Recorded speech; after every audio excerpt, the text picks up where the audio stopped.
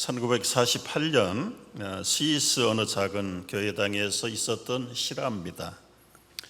새로 부임한 젊은 목사님이 3달 후에 맞이할 성탄절을 기준으로 오래되고 낡은 예배당을 수리하려고 열심히 일을 했습니다. 아름답게 수리가 다 마무리되는 성탄절 2-3일 전에 느닷없는 폭풍이 불어서 그동안 수리했던 것이 다 허사가 됐어요. 바깥 벽이 뜯겨져 날아가 버리고 벽이 갈라져서 폭풍우로가 치는 빗물이 예배당 앞에 이제 수리할 시간이 없어요. 내일 모레면 성탄절 예배를 드려야 되는데 어떡하나 골똘하게 생각을 하다가 마침 교회 젊은이들이 주관이 돼서 자선 바자회가 열렸어요. 담임 목사님이 바자회에 참석을 했다가 그 많은 상품들 중에 4.5m가 되는 커다란 식탁보에 눈길이 꽂혔습니다. 저 식탁보를 사서 얼룩이 져 있는 벽에 벽걸이로 대치하면 좋겠다. 아이보리 컬러의 금색으로 잘 술을 놓은 것이 교회당에 잘 어울리는 식탁보였습니다. 그 식탁보를 사서 얼룩진 벽을 커버하고 그리고 벽걸이로 설치를 다 맞춰놓고 보니까 성탄절 분위기에 너무 잘 어울리는 벽걸이가 되었습니다. 기분이 좋았던 목사님이 교회 문을 잠그고 이제 집으로 돌아가는데 교회 앞에 버스장에 낯선 한 중년 여인이 서서 버스를 기다립니다. 그날은 몹시 추운 겨울날인데 아직도 버스가 오려면 30분 이상을 기다려야 되는데 이 목사님이 그 여인에게 다가가서 추운 데서 기다리지 마시고 예배당에 들어가셔서 추위를 피하시 권했습니다. 그 여인이 감사함으로 예배당에 들어와서 뒷자리에 앉아서 기도를 한 후에 예배당 구석구석을 돌아보기 시작을 했어요. 그러다가 벽에 걸린 벽걸이를 보는 순간 갑자기 소리를 칩니다. 목사님, 저 벽걸이는 제 거예요. 목사님이 갑자기 놀랐어요. 무슨 사연인데요? 그 여인은 조용조용하게 자기의 개인의 사건을 얘기해요. 우리는 원래 오스트리아 빈에 살았어요. 남편과 함께 한 가정을 이루고 있을 때 2차 대전이 일어나고 나치에 대해서 우리는 부정적으로 생각을 하고 반대했어요. 그런데 이 정보가 흘러나가서 신상의 위험을 당하게 됐습니다. 그래서 우리 남편과 아내가 스위스로 피신을 가기로 합의를 했는데 고집이 센 남편이 부부가 같이 행동하면 발각하기가 쉬우니까 당신 먼저 스위스로 피신하라고 그래서 제가 왔어요. 그리고는 그 다음에 남편의 소식을 알 길이 없습니다. 소문에는 수용소에서 죽었다는 소문만 들었습니다. 나는 이곳에서 홀로 외롭게 살아가는데 이 동네 어느 부잣집에 가정부를 모집한다고 해서 제가 오늘 인터뷰하러 왔다가 저는 영어도 못하고 전쟁 피난민이고 그래서 결국은 일자리를 얻지 못하고 저 먼 동네 자기 집으로 돌아가는 길입니다. 목사님은 이 벽보를 걷어가지고 그 여인에게 돌려주려고 목사님 걷지 마세요. 제가 가져가는 것보다 예배당에 걸려있는 것이 한결 아름답게 보입니다. 여기에 내 이름이 적혀 있습니다. 그리고는 그 여인은 그날 그렇게 떠났습니다. 그 다음 날이 성탄절 2부 예배를 드리고 이제 몇몇 교인들이 남아서 이런저런 얘기 교제를 나누고 있었어요.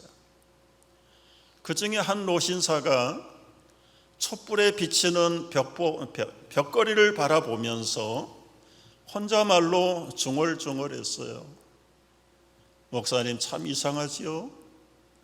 저 벽걸이, 저 식탁보는 분명히 빈에서 살 때 우리 집 식탁보였습니다. 그 얘기를 들은 목사님이 소름이 끼쳤어요. 그래서 어제 만났던 한 중년 여인에 대한 이야기를 했어요. 이 노인은 눈물을 주르륵 흘리면서, 아니, 내 아내가 지금 살아있다고요? 어떻게 하면 만날 수 있습니까? 목사님은 어제 얘기 들었던 그 부잣집의 전화번호를 구해서 그 여인의 연락처를 알아냈어요. 목사님과 이 노신사가 멀리 떨어져 있는 그 여인의 집에 찾아갔습니다. 노크를 하자 어제 나타났던 그 여인이 나타났어요.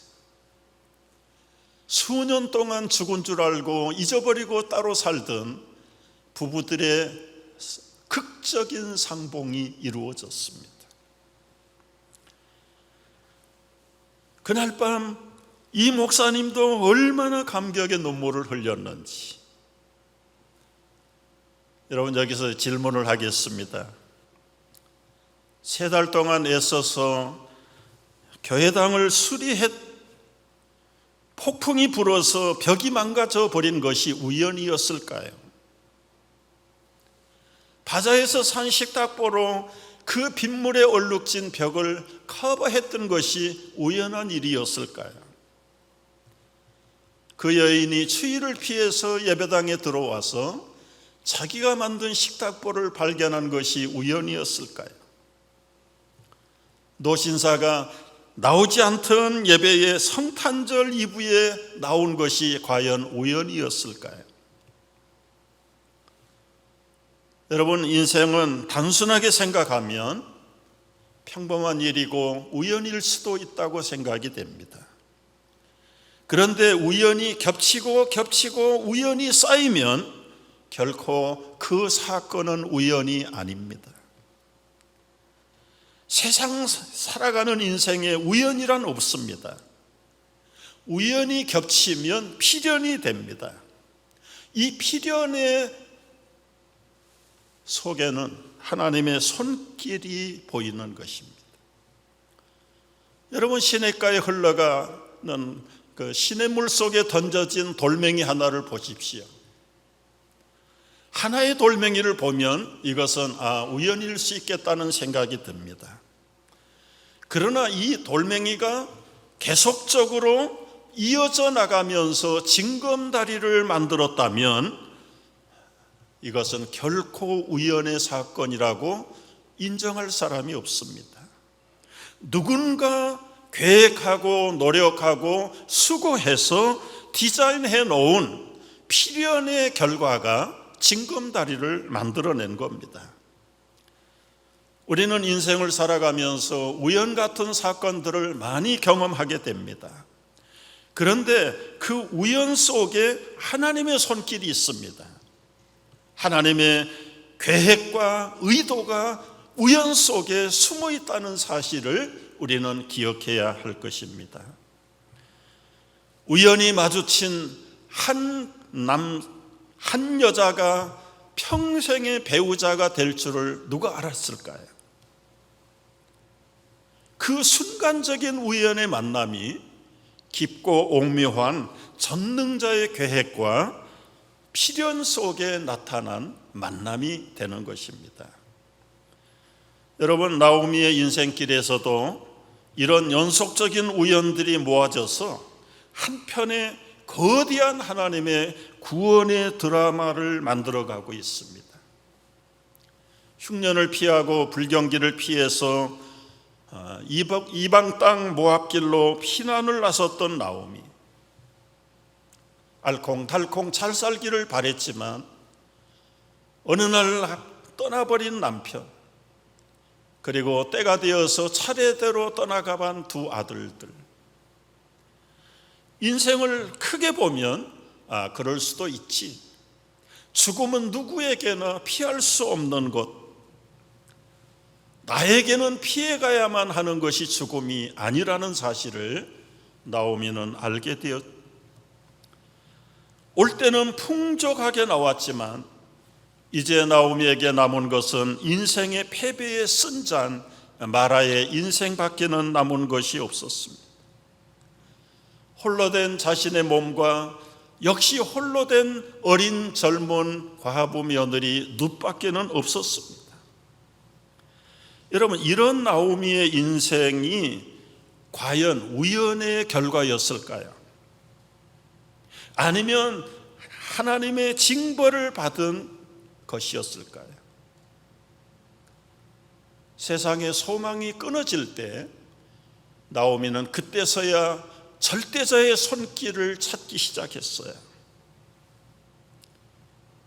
고향 땅 베들레헴으로 돌아갈 것을 결심합니다. 하나님은 나오미와 룻의 귀향을 위해서, 그리고 보리밭의 로맨스의 드라마를 예비해 놓으신 것입니다. 오늘 2장이 시작되는 배경은 1장 마지막에서 이렇게 기록을 해요. 나오미가 모압 지방에서 그의 며느리 모압 여인 룻과 함께 돌아왔는데 그들이 보리 추수할 시작할 때에 베들레헴에 이르렀더라. 그래서 룻기 2장의 드라마 배경은 추수하는 보리밭이 배경입니다. 2장이 시작하면서 이제 룻기의 주인공이 될 남자 주인공 보아스를 잠깐 해설하고 넘어갑니다. 2장 1절, 나오미의 남편 엘리멜렉의 친족으로 유력한 자가 있으니 그의 이름은 보아스더라. 여러분, 익어가는 이 추수할 보리밭을 먼 발치에서 내다보던 시어머니 나오미와 며느리 룻이 대화가 시작이 됩니다. 드라마 각본이 룻, 어머니, 제가 밭에 나가서 이삭을 줍겠습니다. 낯설고 생소하지만 그래도 나가보겠습니다. 혹시 내게 친절하게 대해주는 사람이 나타나면 나는 그를 따라서 이삭을 줍겠습니다. 나오미, 그래, 나가보렴. 룻은 추수꾼들이 추수하고 있는 보리밭으로 나가 열심히 이삭을 줍기 시작했습니다. 룻은 오로지 추수꾼들이 흘리고 간 이삭 줍기에 열중했을 뿐입니다. 그런데 이 드라마의 나레이션은 이렇게 해설을 해요. 룻이 이삭을 줍고 있는 그 밭에 주인을 알 길이 없지요. 알 필요도 없지요. 그런데 룻이 지금 이삭을 줍고 있는 그 밭이 보아스의 밭이었다라고 해설을 합니다. 룻에게는 생소한 사람입니다. 알아야 될 필요성도 없고 들어도 누가 누군지를 모르는 사람입니다. 성경에는 단순하게 우연이라는 단어를 써서 룻이 지금 이삭을 줍고 있는 그 밭이 우연히 보아스의 밭이었다라고 기록하고 있습니다. 이삭 줍는 사건은 우연한 사건일 수 있고 평범한 사건일 수 있습니다. 그러나 그 밭이 보아스의 밭이었다라고 해설하는 그 해설자의 앞으로 전개되어질 구원의 드라마의 배경의 보아스는 누굴까요? 여러분, 이것은 결코 우연한 사건이 아니라는 것을 말하고 있습니다. 여러분, 룻기의 구원의 드라마의 작가는 누굽니까? 하나님이 작가세요. 드라마 각본을 쓰시는 이 하나님은 어떤 분이십니까? 사람들이 볼 때는 참새 한 마리가 떨어져 죽는 것은 우연일 수 있다고 생각을 해요. 그러나 성경은 하나님에 대해서 설명할 때에 참새 한 마리 떨어지는 사건도 하나님의 허락이 없이는 떨어지지 않는다라고 기록합니다. 심지어는 하나님이 얼마나 자상한 분인지 머리카락까지 세시는 하나님이라고 기록하고 있습니다. 이 자상하신 하나님이 모압 출신의 젊은 과부 룻이 이삭을 줍는 평범한 사건을 평범한 사건으로 전개하지 않았다는 것이죠. 룻은 그 많은 추수 보리밭 속에 발걸음이 가는 대로 가서 이삭을 주었는데 그 밭이 우연히 보아스의 밭이었다라고 기록합니다. 2장 3절을 보십시오. 룻이 가서 보리 베는 자들을 따라다니며 밭에서 이삭을 줍는데 그 밭이 우연히 죽은 시집오기도 전에 세상을 떠난 시아버지 엘리멜렉의 한 집안인 보아스의 밭에서 이삭을 줍고 있었다라고 기록하고 있습니다. 여러분, 단순히 이삭 주우러 나온 이 젊은 며느리 룻에게는 그 밭의 주인의 관심이 없습니다. 오로지 한 알이라도 더 주워 가지고 돌아가는 것이 룻의 그날의 모든 관심의 전부였습니다. 이삭을 줍는데 주인의 허락을 받을 필요도 없습니다. 그럼에도 불구하고 이 밭이 유력한 보아스의 밭이라고 소개하는 이유가 무엇일까요?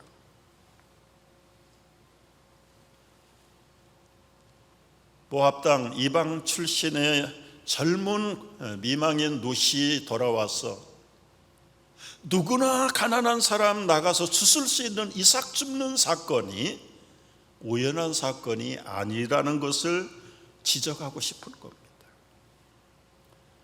여러분, 우리가 일상을 살아가면서 반복되는 모든 사건들이 어쩌면 습관적이고 반복적인 우연의 연속이라고 생각할 수 있어요.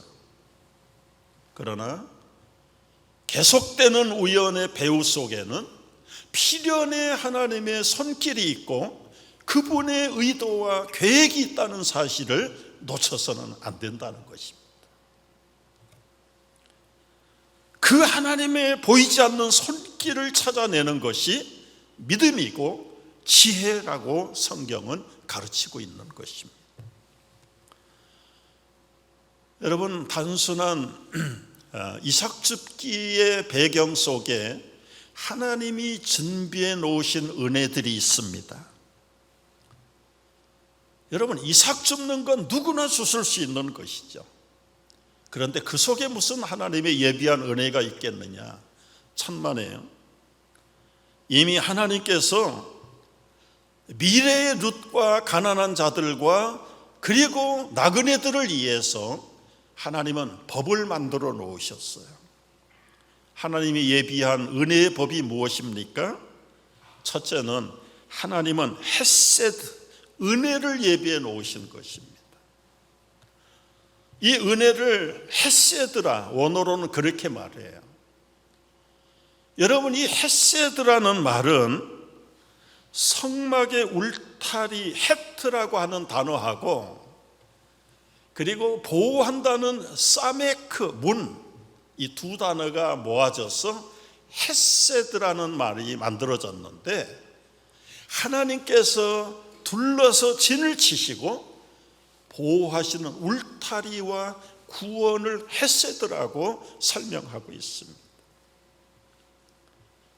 그냥 내버려 두면 힘센 사람에게 억압당하고 착취당하고 잡혀갈 수 있고 죽임당할 수 있는 연약한 사람들을 하나님께서 둘러서 진을 치시고 그 생명을 보호하시고 인도하시는 그 사랑의 행위가 헤세드요, 은혜입니다. 은혜.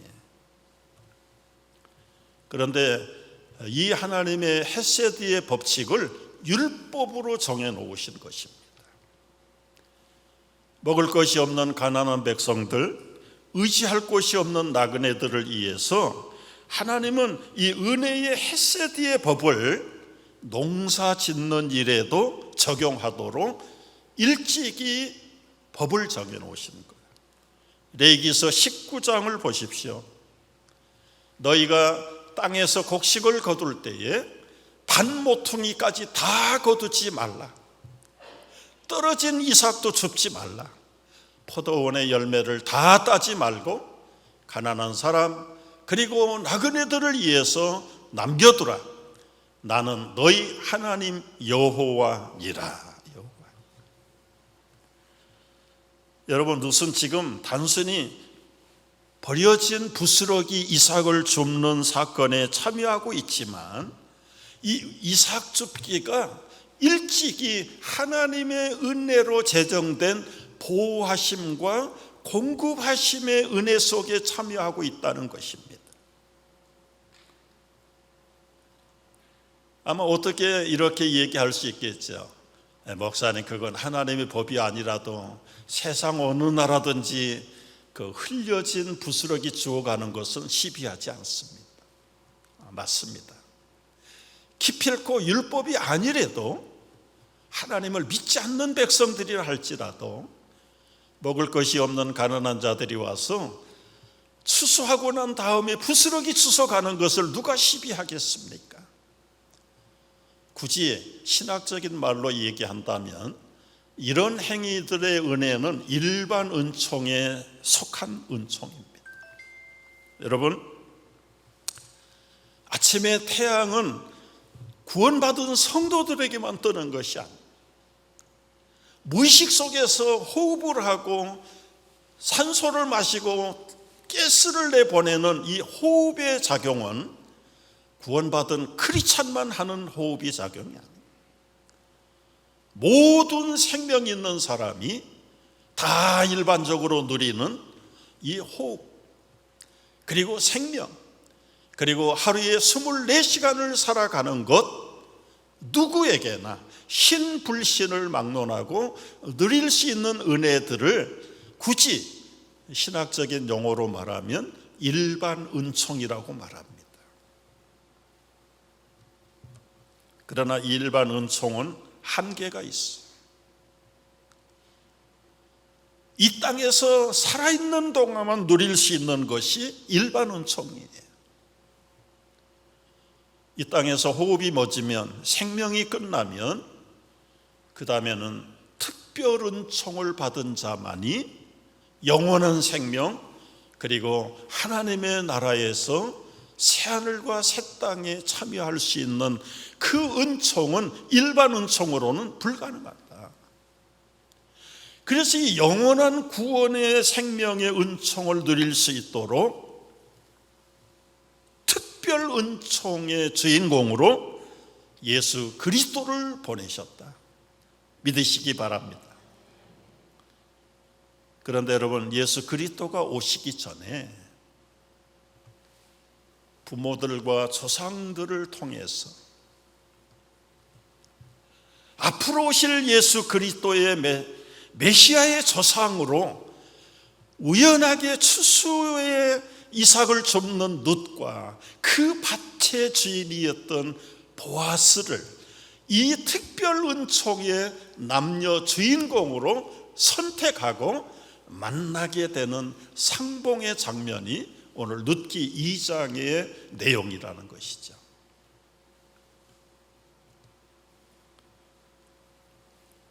하나님은 헤세드를 준비하셨고 두 번째는 보아스를 준비해 놓으신 것입니다. 2장 1절 말씀을 다시 한번 우리가 묵상해 볼 필요가 있어요. 나오미의 남편 엘리멜렉의 친족으로 유력한 자. 여러분, 룻이 종일 이 밭에 와서 이삭을 줍기를 했습니다. 그런데 베들레헴에 편안하게 거하는 이 대지주인 보아스가 밭에 나와볼 필요가 없어요. 그런데 오늘 마침 4절을 보십시오. 마침 보아스가 베들레헴에서부터 와서 추수꾼들을 봅니다. 물론 그 추수하는 자리에는 이삭을 줍는 사람들도 늘 오았죠. 그런데 그 많은 이삭 줍는 사람들 속에 생소한 얼굴이 눈에 띄었. 4절 말씀을 보시죠. 마침 보아스가 베들레헴에 와서 베는 자들에게 이르되 여호와께서 너희와 함께 하시기를 원하노라. 그들이 대답하되 여호와께서 당신에게 복 주시기를 원하나이다. 이 밭의 주인인 부자인 보아스가 와서 그 추수꾼들에게 인사하고 이삭 줍는 사람들에게 인사하는 겁니다. 축복의 인사를 나눴어요. 우연과 마침이 만난 겁니다. 룻은 우연히 보아스의 밭에 왔고, 보아스는 마침내 우연히 찾아온 룻을 만나게 된 것입니다. 여러분, 이것은 보통 일이 아니죠. 한눈에 알아본 생소한 이색적인 젊은 여인이 보아스의 눈길을 사로잡았습니다. 궁금증이 폭발했어요.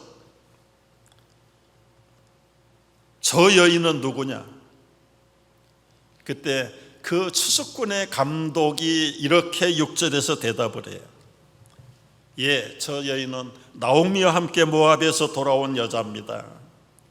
우리에게 허락을 받고 아침부터 잠시 쉬는 시간에는 지금까지 열심히 이삭 줍기를 하고 있는 사람입니다. 얘기를 들은 이 보아스가 룻에게 불러서 이렇게 얘기해요. 8절을 보면은 내 딸아,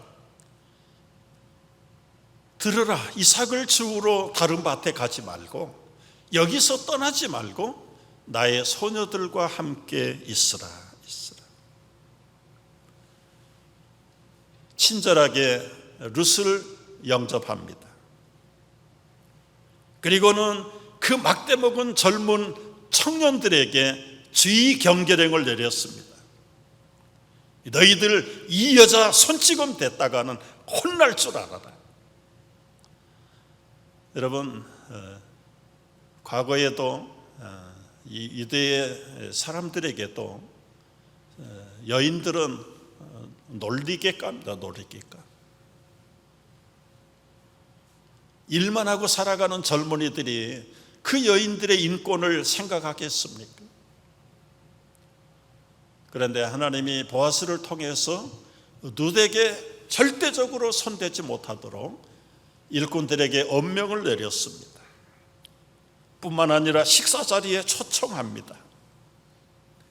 과분한 대접을 받은 룻이 엎으려져서 인사를 하는데 10절에 이렇게 인사를 해요. 룻이 엎드려 얼굴을 땅에 대고 절하며 그에게 이르되 나는 이방 여인이거늘 당신이 어찌하여 내게 은혜를 베푸시며 나를 돌보시나이까. 이 보리밭의 로맨스가 서서히 진행되어 가고 있습니다. 보아스와 룻의 관계가 단순하지 않습니다. 어디까지 진행합니까? 그리고 앞으로 어떻게 진행되어 갑니까? 그날 호의를 받은 이 룻이 보너스로 더 많은 보리를 얻었어. 그리고는 집에 돌아가서 그날 있었던 일들을 시어머니 나오미에게 다 알려드렸어. 그 얘기를 들은 나오미가 이렇게 20절 말씀하세요.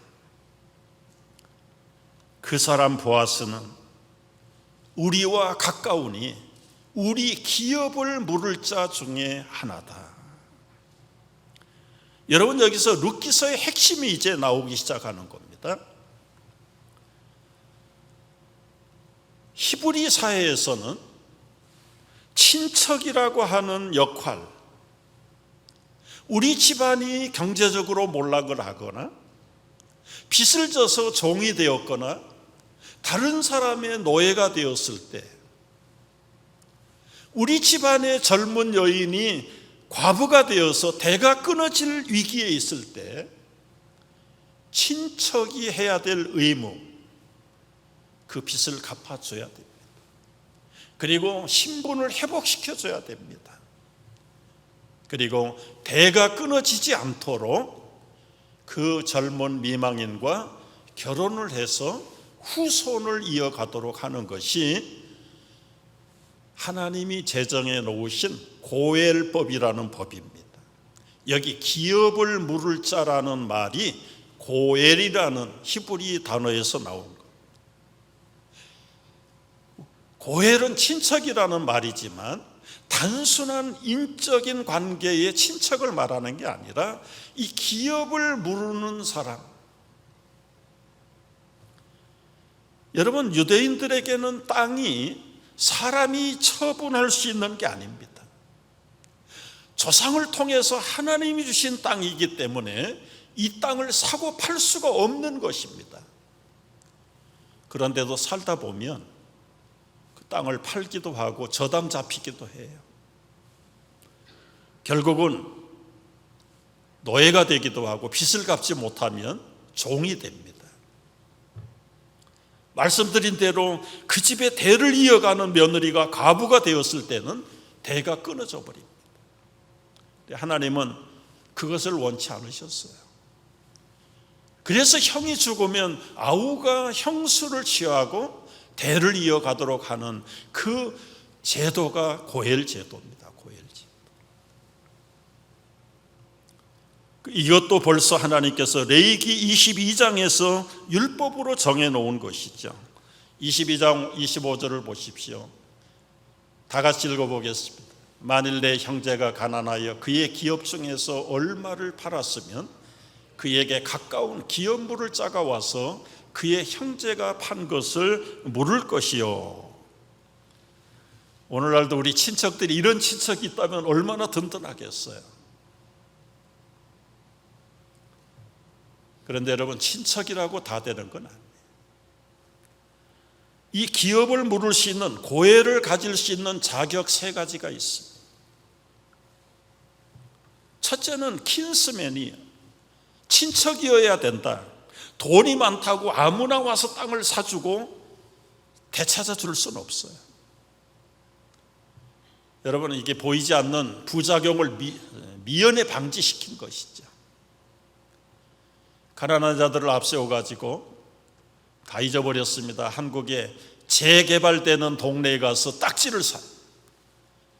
부자들이 딱지를 사요. 자기 이름이 아니라 그 집주인의 이름으로 딱지를 사서 결국은 목돈은 자기가 챙기는 것. 이런 것들을 방지하기 위해서 고엘의 자격의 첫째는 반드시 친척이어야 된다. 두 번째는 great wealth, 부자가 되어야 된다. 가난하면 실질적으로 도움을 줄 수가 없죠. 세 번째 자격은 부자라도 친척이라도 돈이 많아도 willing heart, 자원하는 마음이 없으면 이 고엘의 자격이 없는 겁니다. 여러분, 사실은 보아스보다 더 가까운 친척이 있어요. 그런데 3장에 가서 이제는 다음 시간에 보겠습니다마는 그 가까운 친척이 고엘의 자격을 회피해요. 그래서 하나님 앞에, 증인들 앞에 신발을 던져서 증거로 삼고, 두 번째 가까운 보아스가 이제는 이 고엘의 자격을 취득하게 되는 겁니다. 여러분, 이제 정리를 해보려고 그래요. 이것이 우연 가운데 일어나는 특별한 은총의 하나님의 법입니다. 여러분, 나오미처럼, 때로는 누처럼 앞이 보이지 않는 캄캄한 절망을 만났지만, 그러나 한 가지 우리가 해야 될 일은 여호와의 날개 그늘로 피하는 겁니다. 여러분, 오늘 말씀을 보면은 12절 말씀에 이런 말씀이 있으세요. 여호와께서 내가 행한 일에 보답하시기를 원하며 이스라엘의 하나님 여호와께서 그의 날개 아래 보호를 받으러 온 내게 온전한 상 주시기를 원하노라. 우리가 인생을 살다 보면 나오미처럼 남편을 잃어버릴 수도 있습니다. 아들들을 잃어버릴 수도 있습니다. 올 때는 풍족하게 왔는데 빈손이 될 수 있습니다. 나오미의 괴로움, 마라의 인생이 바뀌어질 수가 있어요. 기업이 없어집니다. 사업에 실패를 할 수 있습니다. 가족을 잃어버릴 수도 있습니다. 이건 일상 살아가는 인생들이 만나는 다반사의 사건들입니다. 그러나 이것이 일상으로 일어나는 당연한 우연의 사건이라고 믿어버린 사람에게는 그 이상도 그 이하도 소망이 없습니다. 그러나 이 우연의 사건 뒤에는 필연의 섭리의 손길이 있다는 사실을 기억하고 믿는 사람들에게는 그 우연의 사건들이 필연의 구원 사건으로 연결된다는 것입니다. 여러분, 이 사람은 펜이라는 사람이에요. 미저리 가난한 농촌에서 태어난 사람입니다. 아버지가 농부였습니다. 그러나 침례교회 설교자였습니다. 사실은 설교자가 맞지만 1800년 후반에는 설교자에게 그때는 샐러리가 없었어요. 그래서 농사를 지으면서 설교를 했던 겁니다. 얼마나 자식을 엄하게 키웠는지 이 아들이 8살 되었을 때 네가 입고 있는 옷에 옷값을 내야 된다. 이제부터는 네가 먹고 쓰는 것은 다 아빠에게 페이를 해야 된다. 여러분, 8살 된 아들에게 이제는 경제 자립 훈련을 시키는 겁니다. 아빠, 어떻게 해서 내가 돈을 벌어 갚을 수 있어? 몇 가지 아이디어를 주었어요. 이 아들은 돼지 새끼 하나를 얻어다가 키우기 시작했어요. 그래서 그 돼지가 큰 다음에 팔아서 아버지에게 자기 생활비도 내고 옷값도 내고, 그래서 이 경제 자립 훈련을 어려서부터 받았습니다. 고등학교를 졸업하고 집안이 가난해서 대학을 가지 못했던 아들이 이제 점원으로 취직을 합니다. 받은 월급들을 꼬박꼬박 모아서 조금 투자하고 또 조금 늘리고, 그래서 좋은 사업을 일구었어요. 그러나 정육점을 만들었는데 정육점의 부처 잘 대접을 해야 되고, 그것을 하지 못해서 이 정육사가 좀 속된 말로 곤조를 부려가지고 사업이 다 망했고, 결국은 병을 얻어가지고 육체의 생명의 위기를 느꼈던 이 아들이 요양소에 들어갑니다.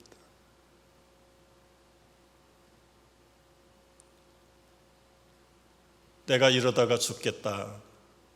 유서를 써요. 그리고 스스로 이제 생명이 끝나면, 그리고는 모든 삶을 포기했는데 그날이 마지막 날인 줄 알았어요. 눈을 떴는데 하룻밤이 지났고 아침에 해가 뜨는데 어디선가 노래소리가 들립니다. 너 근심 걱정 말아라. 주 날개 밑에 거하라. 주 너를 지키리. 침대에 누워있던 이 젊은이가 자기도 모르는 사이에 병실의 문을 열고 그 복도를 따라가서 가보니까 예배실이에요. 그 찬송이 들리는데 아버지를 통해서 어렸을 때 들었던 성경의 말씀들이 떠오르기 시작합니다. 젊어서 자기 힘 믿고 직장생활하고 사업하면서 신앙생활 하지 않았어요. 젊은이는 거기서 무릎을 꿇고 회개해요. 그리고 소위 말하는 거듭남을 체험하고 자기의 육신의 질병으로부터 그리고 인생의 무거운 짐으로부터 자유함을 얻었어요. 빠른 속도로 회복이 되었고 그는 무슨 일을 하든지 이제는 하나님이 도우신다는 생각에 확신을 갖게 됐어요. 그리고는 가게를 열어서 하나하나 하는데 얼마나 가게가 잘 되는지. 결국은 31살 때에 1,400개의 가게를 만들었습니다. 31살에 이미 백만장자, 억만장자가 되어버렸어요. 그러다가 또 한 번 1929년 미국의 그레이트 리세션 대공황을 만나서 완전히 빈털터리가 됩니다. 이제는 40대에 인생이 끝나는 줄 알았어요. 그러나 그는 다시 하나님 앞에 무릎을 꿇고 은혜를 받고 여러분 95세가 되도록 맨하탄에 살면서 1978년도에 세상을 떠났습니다. 그의 모든 재산을 다 털어서 교육에 힘을 썼어요. 미저리 대학교를 세우고 그리고 미저리에 있는 해밀턴 고등학교를 나중에는 페니스쿨로 이름을 바꿨더라고요. 여러분, 이 J.C. 페니, 어떤 분들은 잘못 설명을 해요. J.C.가 지저스 크라이스트 아니에요. 제임스 캐시 페니예요. 그는 자기 직원들이 주일날 교회를 가도록 전국의 매장을 주일날 문 닫도록, 그리고 모든 직원들을 교회 가도록, 그리고는 한번 여러분 찾아보세요. 엄청난 재단들을 만들어서 지금도 그의 후손들이 자선 재단들을 운영하고 있는 모습을 보게 됩니다. 여러분, 여기 페니나 나오미나 루시나 인간적으로 볼 때는 모든 소망의 끈들이 다 끊어진 사람들입니다. 그러나 주의 날개 밑에 보호를 받으러 온 나오미, 하나님께서 그들에게 헤세드를 준비하시고 유력한 보아스 예수 그리스도를 준비해 주셨어요. 룻기서가 과거에 흘러간 드라마의 각본이 아닙니다. 오늘도 그 은혜의 날개 밑으로 피하여 오는 성도들을 따뜻하게 맞이하시면서 우리에게 먹을 것 입을 것과 영원한 안식과 그분이 나의 신랑이 되어주셔서 그의 영원한 신부로 맞이하는 오늘의 현대의 룻기서의 주인공들이 바로 여러분과 우리가 되어야 된다는 것이 오늘 2장의 내용입니다. 결코 우연이 없습니다. 우연 같은 사건 속에 필연적인 하나님의 섭리와 예정과 인도하심이 있다는 사실을 분명하게 깨닫고 크고 작은 일에 낙심할 일이 아니라 소망을 가지고 달려나가는 우리 온 성도들 되시기를 주의 이름으로 축복합니다. 기도하겠습니다.